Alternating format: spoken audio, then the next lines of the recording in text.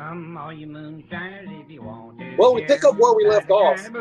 This sometimes goes left and sometimes goes right. You never know what's going to happen when you get a bunch of distillers together on a video live chat. Gotcha. Do you find that, so has your, so the thing that I love most about this craft, this art, this hobby is the problem solving that you have to do to kind of get and tweak everything to how you want it. There's a lot of problem solving, especially when you're doing, not big commercial where they have, companies that set that stuff up for you, but when you're doing, starting very small and you're trying to figure out what the commercial guys do and how they do this and how they, hit the same thing every single time. Did your problem solving abilities get better as your memory and attention, as you said earlier, got better? Or have you always just been really good at figuring things out, tinkering and solving problems? So I've learned a lot, and I've always had a mechanical mind, so to speak. And that helps out immensely, I'm sure, as all you know, with playing this game here, home distilling, hobby home distilling. And so I've always been pretty good at solving problems. And when all else fails, don't worry about failing, man. Learn from your mistakes. That's the best way to learn anything in life, man. Yeah. No. I absolutely agree. And I make them 3 times a day when I'm over there, so I learn a lot of lessons. But as somebody who's blind, speaking to like George and me, I'm trying to be a YouTube content creator. George is a YouTube content creator. Do you have any advice for people who are making videos on YouTube, for people who are blind? Do we need to be more vocal? Do we need to, kind of talk through the steps of what we're doing instead of just, assuming that everybody who's on YouTube is watching it? Yeah, it's hard. Hey, I've walked both sides of the aisle, man. I've only been blind for, I think it's 16 years, but, most of my life I've been sighted, so I know exactly what it's like. It's hard to be cognizant all the time of what you're saying, not what you're showing, And Sure. There's a lot of times where I get upset, but I'm not to the point of demanding that, you verbalize every single thing, but just try to keep awareness of it and try to put the more verbal content in the video, Gotcha. Now George was talking about, getting drunk with 9 blind people and, all that kind of good stuff. Is there a community there that, do you have other friends that are blind that are getting into, hobby distilling or, craft distilling, things like that? Or are you kind of like the one out of all of them that does? Well, I tell you, in my general area, no, I'm probably the only one. I once tried to get an interest. We have a local blind center. It's called the Lighthouse of Southwest Florida. We have one down in Collier County, Naples area. And I tried to put a seminar together, and I told them, hey, I'll do it for free, man. But not so much home distilling, but like wine making or beer making. Sure. And then give honorable mention to, hey, by the way, do you know that if you want to distill a whiskey, you got to make a beer first, or if you want to distill a brandy, you have to make a wine first, and try to open up the door that way. But it never got off the ground. I know I've communicated on some of the national blind organization email listservs, putting out, hey, we got any blind home distillers out there? I want to put an email list together. Only a couple of replies, nobody really serious. So I've been disappointed in that aspect because I love teaching this stuff. And I've got a YouTube channel, shameless plug, Distilling like a villain.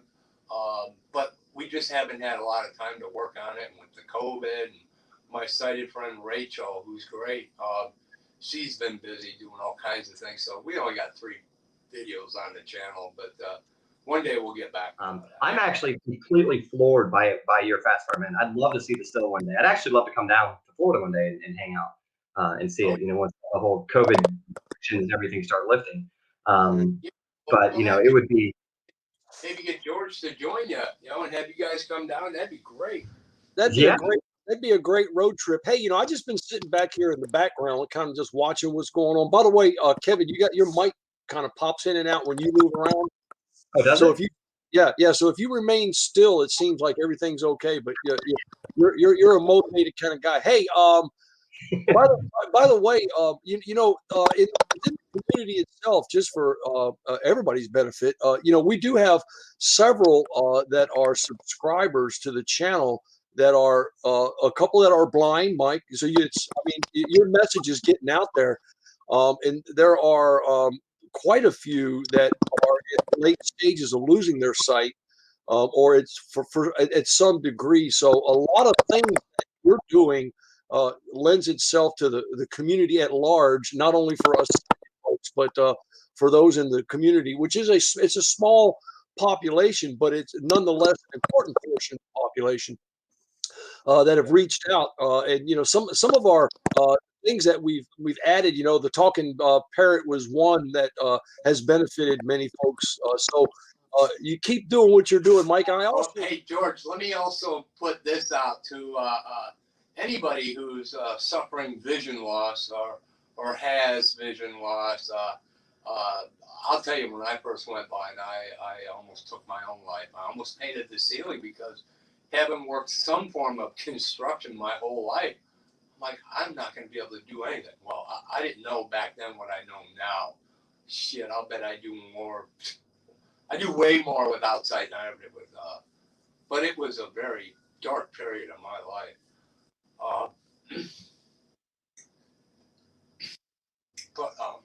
yeah. I just want to say that if anybody's going through this, George, you're welcome to give them my phone number if they call, and please call George. Say, hey, I want to talk to Mike. All right, I'm glad. I'll pass on anything I've learned about playing this blind game, because it doesn't mean your life is over, man. I'm dead serious, man. Yeah. My life began after. Oh wow. Wow, those are heartfelt words, Mike, and the offer is out there for anybody who's struggling and just needs someone to talk to. If they get in touch with me, I'll send them your phone number, and I know that you'll. And we've done this in the past. We've made connections for you, actually for them as well. So thanks for the offer. It's generous. It's very generous of you. Yeah. So, Mike, one of the things that Andreas and I have been, and I'm going to try and stay still, George. I really am. Oh, your mic. There you go. Now it just went up again. Everyone, you start bouncing around. One of the things that Andreas and I have been talking about is that what you hear in the videos, Mike, is kind of our test lab, full distillery. That's still in the design process. But once the full distillery is set up and operational, and we're distributing, is actually releasing, kind of special edition bottles that are working in conjunction with charities or people. So one of them would be maybe working with you to come up with like a blend, like a Mike's version of gin or a limoncello or something, whatever you want to make, and then all profit proceeds from that distribution go to blind organizations, blind charities, or even maybe setting up something where there's distillers classes or beer classes or wine classes or some type of thing to try and get more participation within the blind community in the hobby or the craft itself. But that's something that me, you, Andreas, we can all kind of talk about as we get closer to the full distillery opening, and something that you're interested in. Man, that'd be fantastic. Now, the one thing we're not going to do is your Yahoo version of a milk liquor. I'm not a big fan of Let me about that, because I've tried fermenting chocolate, and I've got cacao beans, I've got cacao nibs, I've got cacao powder. I've been cacao down, man, like you wouldn't believe. But it's really tough to ferment chocolate. Okay. Sure. So the secret is you ferment your wash, whatever you're making. All right. Whatever you're making, and don't put the chocolate in while you're fermenting. Once you're finished your fermentation, you've cleared it. Okay. You dropped you cleared it. It's good to dump in the boiler. Put it in the boiler, then add your chocolate. Okay. And then put it. And man, the chocolate you get is it's good. It's really good, man. That strawberry chocolate vodka I made, which I blended in to make this brandy. Wow, that was really Right. good. Mike, just for your benefit there, I just showed everybody. I'm sitting here while you're talking, man. I'm sipping on your Christmas rum. Oh yeah. That barrel aged Christmas rum you sent me. Yeah, I'm sipping on it, and yep, joined the 21st century because you guys already had your. Well, it's 5 o'clock somewhere officially now. There you go. Cheers to everybody. Oh gosh. Oh, that was good. That is good. Yeah, Mike, we tend to send things back and forth to each other, Mike and I, or I'll jump in the truck, and it's only a 19-hour drive. 19-hour drive or like a 5-hour flight with connections and all that stuff. So, yeah, I've been down and seen Mike several times and planning on another one in the near future. Hopefully when the weather breaks here and, of course, we get over this COVID period. So, Mike's always been real gracious as invited us in. As a matter of fact, his son and I traveled down there the most recent time. I spent a couple of days, and that was phenomenal, an eye-opening experience for him as well. So thanks again, Mike. Yeah.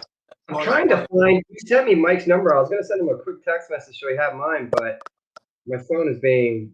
It's just showing me links right now. That's all it's showing me on our group. Well, if you would have called him when you're supposed to. Hey, we just picked up Andreas. Oh, Andreas.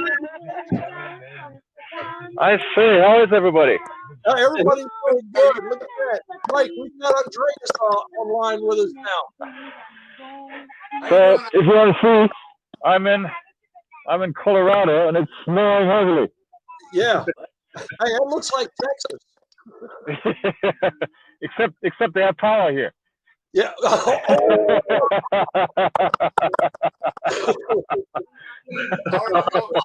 Oh, good one, man. Good one. Oh. Hey, Andreas, we've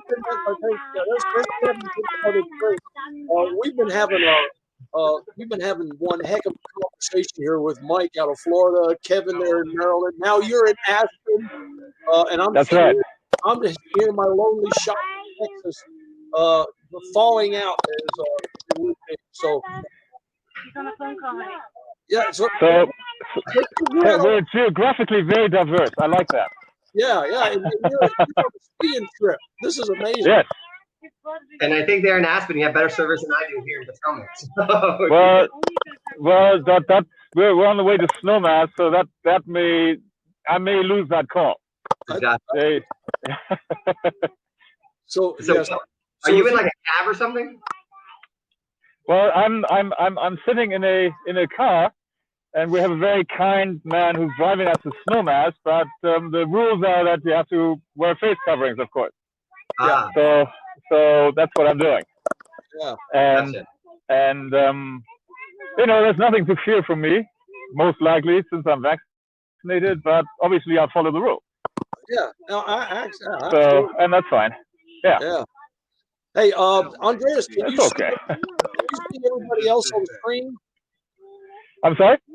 Can you see everybody else on the screen? I can, but my screen obviously is very small. I'm only looking at you on the phone. So Mike is very small. Oh, there you go. Hi, Mike. There you go. Yeah, I just put Mike up on the screen so you got a full shot of him. But I wanted the opportunity for you guys to finally link up. Hey, had Kevin called him when he was supposed to, you guys would have already made this link up. But we've already made a shameless plug about Kevin's inability to pick up the phone.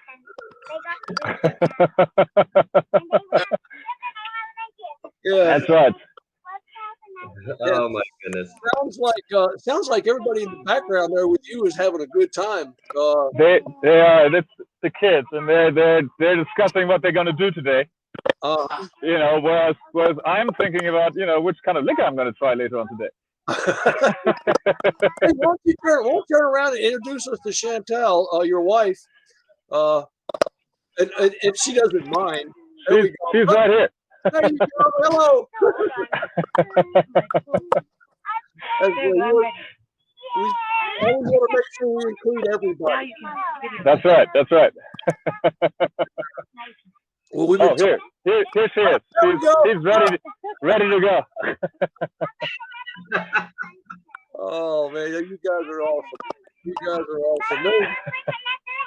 Yeah, and you've already got Mike drinking beer and drinking in the morning, going at it. Well, Yeah, that's fantastic. Obviously, we're 2 hours behind you guys, so it's barely 9 o'clock. Not even quite 9 o'clock over here. yeah. Oh my gosh. Well, having this beer at this hour is a good thing about it. Thing is so round. Many different types. Well, it's like a house. You know, you build the foundation before you do anything else. Oh no, he's been already doing brandy. I've been doing shots of gin. George is over there drinking rum. The only one. You guys are incorrigible. I do have to say. and like knowing all three of you the way I do now, neither one of you need any real encouragement. That's correct. That's correct. I've spent time with all three of you, and I have never found either one of you ever need any encouragement whatsoever. So, we look forward to your return, Andreas. We'll get the distillery back up and running and get some more videos out so people can see the situations of the cock and horse. Yes, we certainly have to get more videos out, and yeah, I'll be returning on Saturday, so more to come after that. All right, sounds good. All right, well, look, we're going to go ahead and shut you off now so you get to have some more quality time with the family. And, perfect. I just wanted to drop in and say hello to everybody. Thanks, man. We appreciate you being here. And as they do, here, this is the ski sign, right? Wait. All right, cheers, everybody. All right, cheers. Bye. Wow, that was pretty awesome, Mike. You know, we had him in there for a little while. So introductions are all made. You guys can get on the phone now. Yeah, you may have to call Kevin, but no, I just sent him a text message. I found the number. I sent him a text. Okay, so yeah, but now he has my number. Whatever he wants to call, I'm here, obviously. But yeah, we'll do. What's that? What'd you say, Mike? Oh, I said we'll definitely hook up, Kevin. Oh, awesome. Perfect. Now, wow. Here's something else that's interesting. Let me show you. I'm proud of this thing. Yeah, Kevin, while he's getting that, the next time we get Mike all set up and we get it running, man, we'll do another link up and we'll show you the operation as it's working because it's phenomenal. I'm telling you. It sounds absolutely incredible, actually. I mean, the way that you're talking, oh my God, that's fantastic. Yeah, he's like an amazing scientist. You know, he's got sight glasses, but go figure, right? Okay. Hey, we'll call him non-sight glasses. Yeah. I was gonna say that's the most useful thing he has in that house. I think. I wasn't. Hang on. That's what they call an audible caller ID. There you go. Hey George, we definitely gotta set something up to go to Florida.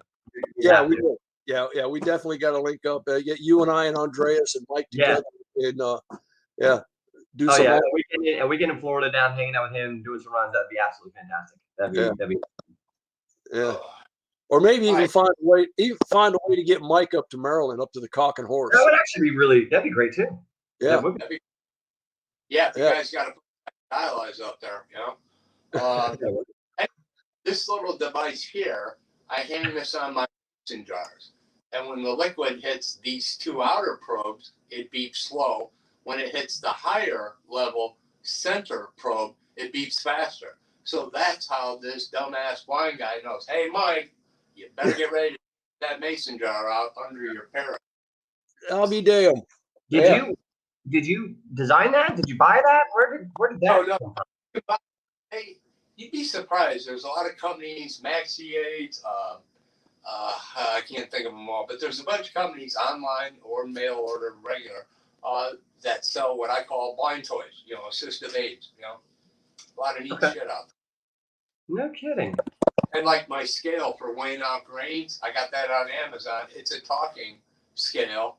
I wish it was better quality, but I can get by with it, Sure. If I have small amounts, grams, like George's video doing in pulling out extract, botanical extract oils. Yeah. Yeah. You're only measuring a few grams of this, and it doesn't do too well. You know, it's Right. a bit. But for building a grain build for a whiskey or a bourbon, it's fantastic, man. Oh wow. Now, Yeah, George, on his gallon, can he actually use an induction, or because it's stainless steel, he has to go with a hot plate? Well, yeah, that's primarily he has to use a hot plate because stainless steel is not magnetic. Sure. Not all. Well, there are some that are slightly, but not enough for an induction cooktop to heat that. So he's got to use a hot plate. But Mike, you use that hot plate as sort of like a booster. You turn that off at some point, right? Yeah, I only use it to get up to about if I'm watching the head temperature with the PID, like as soon as it hits 110, man, Yeah. I bet hauling ass and moving. You know how that goes. But and then I'll kill the hot plate, and then I've got a 2,000 watt in tank element. So when I fire, I'm firing off 3,800 volts or 3,800 watts, man. And it doesn't take me long to make a run. It really doesn't. I'm real happy. Now, I forgot to show. Yeah. You're breaking up, Mike. Yeah, that was voiceover. I forgot to turn voiceover off. Okay. I've got some thermal insulating material, water heater material, and I'm going to insulate my boiler, more importantly, my column, because I have so much exposed metal.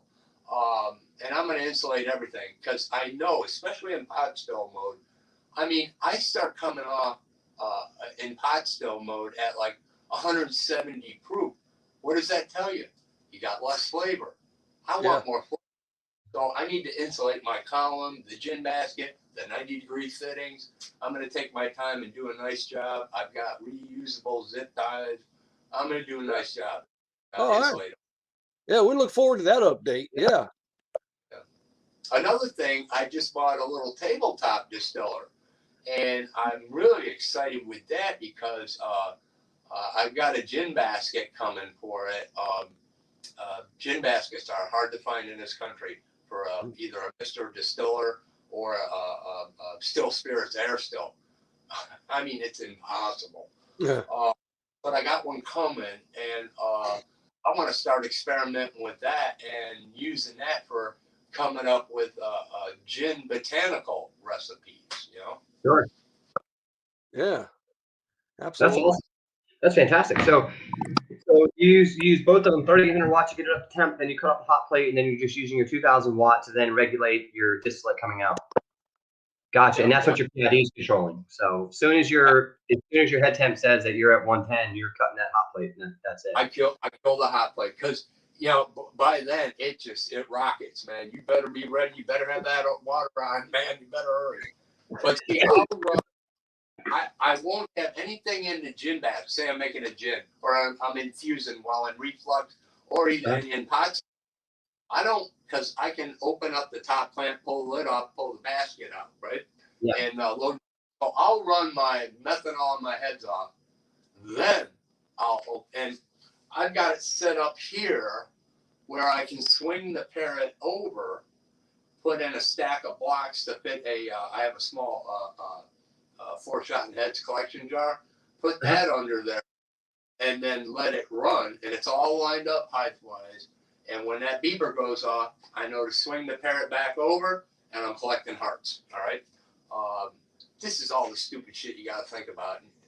I guess but yeah, it's amazing. It's absolutely amazing that you've got all of that sorted out. That you've got blocks to the exact precise measurement in a jar specifically designed for heads and 4-shots, and it's thing that's telling you when it's low and then it's high. I mean, it's just I'm blown away. I'm absolutely blown away. It's impressive. Yeah. It's Mike takes the simplest processes that I guess a good portion of the community do naturally, and it's not complex. It's complex in the description of what he does, but he's found ways to overcome that. And I mean, and again, we talk, Mike, and we talk so much about how awesome it is and how impressive but it's the things that we don't take into consideration because we do have sight. That you found ways to overcome all of that, and that's a real impressive part of this.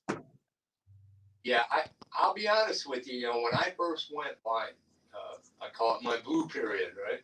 Yeah. Scared to death, and by myself. I'm very, you know, I've always been, but I didn't have, you know, family. I didn't have any family, you know. So it was pretty damn scary, man. Oh, wow. Where the hell was I going with this? Yeah. We were talking about overcoming the natural challenges that you experience because we don't experience those.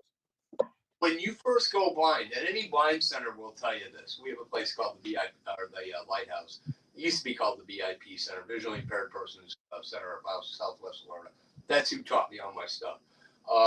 But when you first go blind, they'll tell you, you go through anger, denial, fright. It's a process. And even back then, I still had some sight. Every time I suffered a vision loss, you go through the same damn steps again. It's textbook. It really is. But with the anger, back then, if you'd have told me I'd have been able to do any of the stuff I do now like it's nothing, I'd have gotten very upset and probably punched you right in the face. Oh, but yeah. Beautiful things of life, man. The body can overcome much. Wow. It's amazing what you can do with a little bit of determination. Not just that. I mean, Mike, you know, not only are you an inspiration to, you know, other sighted people or sighted issued people, but to just distillers as a whole. I mean, like, you know, there's literally nothing that anybody can say that's an excuse, because I mean, under the most extreme circumstances of not being able to see in a hobby, that sight is, you know, pretty important. You to do that it's honestly, it's an inspiration. Everybody, not just blind people, everybody. You talk about excuses. I gotta tell you, I don't play it very often, but if all else fails, don't give up. Just say, "Hey, I'm blind." Yeah. You know, I'd love to see him on, and I've damned Discovery Channel about 100 times on our stuff. I'd love to see him on that one contest, you know, the distilling contest, and have him whip everybody's asses. You know, as like,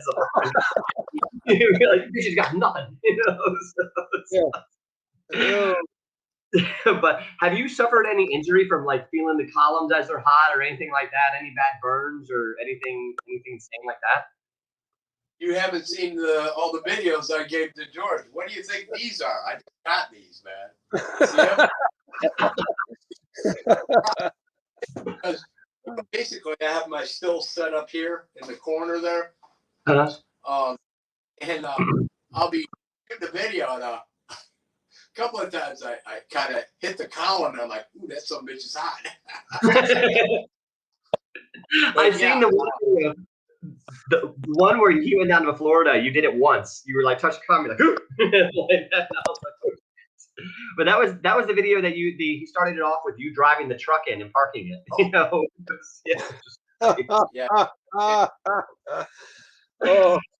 He kept saying blind Mike, and in the beginning of the video, you're driving a truck. I'm like, what the hell? What do you mean? What? So it kind of threw me off there. Aspects, you know, driving around with Mike in Florida, we're driving around Cape Coral because we got to go to different places, right? So we jump in the truck and we're taking off, and he's like, "All right, George," he says, "right up here," he said, there'll be a four-way intersection, and on the right-hand side there's a pink. I'm like, Mike. He just knows where the hell he's at, you know. And we'll drive to. He goes, "Oh yeah, at about 0.8 miles, you're going to come into an intersection. There'll be an offshoot to the right. You take that and then just merge onto the traffic onto that main road because it's a boundary road that goes across." I'm like, how do you know this? You know, and you can slow down. You can take a couple of turns, and Mike will go, "All right, you're on the wrong street. You need to be one street over." I'm like, Mike, how do you know this? And it's just his mind's eye. He's got this incredible sense of direction. Sure. Yeah. So, kidnappers, don't kidnap Mike, because he can tell you exactly where you're at in Cape Coral. Well, you know, But guys, it's been an hour and 15 minutes of pure joy. Yeah, I mean, see how time flies when you're having such a great time. It's probably about time that we bring this to a close. I hate to do this to you, but you know, in the interest of time, Sure. God, I've had such a great time with you. It's always a pleasure. I do want to point out two quick things really quickly. One, Mike, you got my number. I sent you a text that says, this is Kevin, but I don't know how your voiceover is going to do the 9 exclamation points I did after that. So you might have to listen to this for a while. But two is obviously give me a call whenever you want. But I've noticed that through the distillers community, all the people that I'm talking to, is as everybody seems to have one general thing in common, is that we all tend to be problem solvers in this thing, which I find very interesting. And I find a lot of different people that we're talking to, like I get to these like private chats where, you know, what do you do for a profession? A lot of them tend to center around, you know, construction. It's amazing. So Mike, you're in construction for forever. I've been in construction since I was 13.